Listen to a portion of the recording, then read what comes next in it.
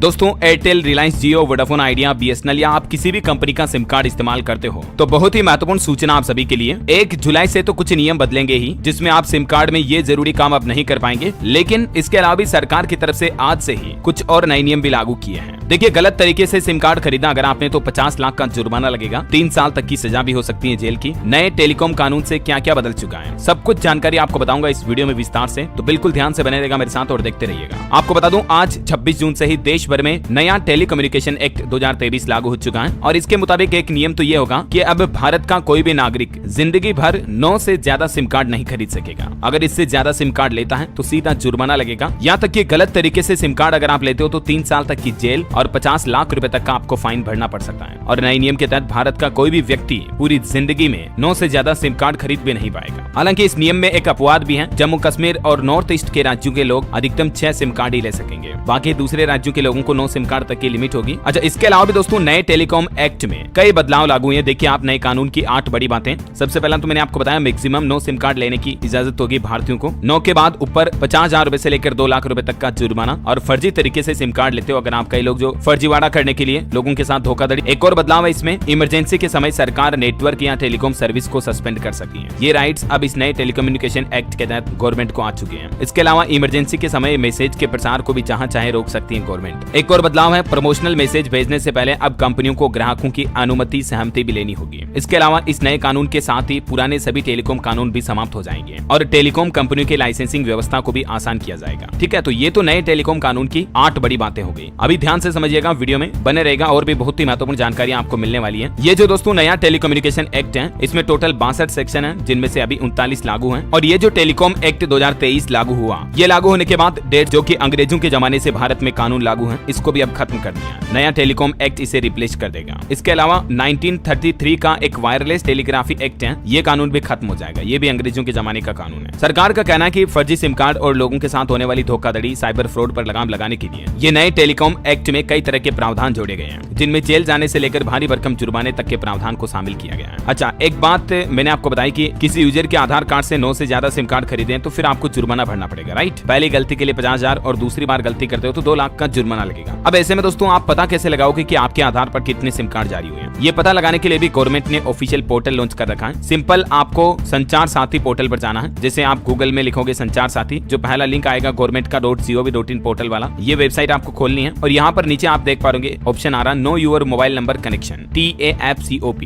इससे नीचे आओगे आप तो सिटीजन सेंट्रिक सर्विस के अंदर यहाँ पर आपको ऑप्शन मिलेगा नो योर मोबाइल कनेक्शन। ठीक है, इस पे क्लिक करना है। जैसे इस पे क्लिक करोगे आपके सामने एक नया पोर्टल खुलेगा, जिसमें आपको यहाँ पर अपना 10 डिजिट का मोबाइल नंबर इंटर करना है। यहाँ पर ये कैप्चा डालना जो भी इमेज में टेक्स्ट आ रहे हैं, और यहाँ पर फिर आपको आपके मोबाइल नंबर पर जो OTP आएगा वो डालने का रहेगा। जैसे आप ये आपकी डिटेल्स इंटर करोगे, फिर आपके सामने एक नया पेज खुलेगा कुछ यूं। अभी मैंने मोबाइल नंबर मेरे डाले तो ये आप देख सकते हैं मेरे सेम नंबर पर जिस आधार कार्ड पर मेरा, अगर कोई नंबर आपको नहीं चाहिए तो नोट रिक्वायर्ड पे क्लिक करके भी आप रिपोर्ट कर सकते हैं। तो ये सब ऑप्शन आपको इस पोर्टल पर मिल जाएंगे tapcop.sancharsati.gov.in पर। ठीक है, इसके अलावा सबसे महत्वपूर्ण एक और जरूरी बात यह है दोस्तों कि अगले महीने जुलाई की पहली तारीख का फैसला किया सिम स्वेप फ्रॉड से लोगों को बचाने के लिए ट्राई की तरफ से ये नए नियम लागू किए जा रहे हैं। और इस नए नियम के मुताबिक अगर आप सिम स्वेप करवाते हो, यानी कि आपका सिम कार्ड कहीं चोरी हो गया या आपका सिम कार्ड टूट गया, आपने नया सिम इश्यू करवाया, तो नया सिम लेने के बाद, सेम नंबर का नया सिम लेने के बाद अब आप अपने सिम कार्ड को पोर्ट नहीं कर पाओगे। MNP या पोर्टिंग के लिए आपको मिनिमम 7 दिन का इंतजार करना पड़ेगा। ओके, तो ये दोस्तों सिम कार्ड को लेकर कुछ महत्वपूर्ण नए नियम, बड़े बदलाव उम्मीद आपको जरूर जानने मिलेंगे। वैसे आप मुझे कमेंट करके बताइए दोस्तों कि नेटवर्क के हिसाब से सबसे अच्छी सर्विस कौन सी कंपनी देती है, एयरटेल, जियो, वोडाफोन आइडिया। ऐसी इन्फॉर्मेटिव काम की खबरें देखते रहने के लिए